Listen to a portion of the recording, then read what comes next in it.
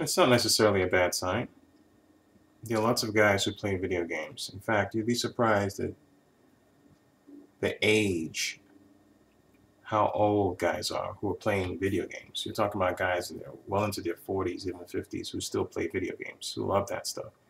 So it's not, and you're not going to necessarily say that those guys are bad. They've had relationships and they've maintained relationships, some of them at least.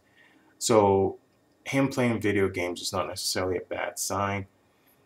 The only time it becomes a bad sign is when he starts using that as an excuse not to see you.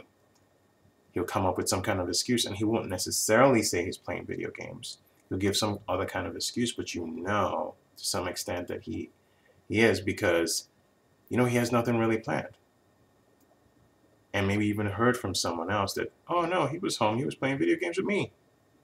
That's when you start getting worried. But him just playing video games, lots of guys do that. That's not necessarily a bad sign.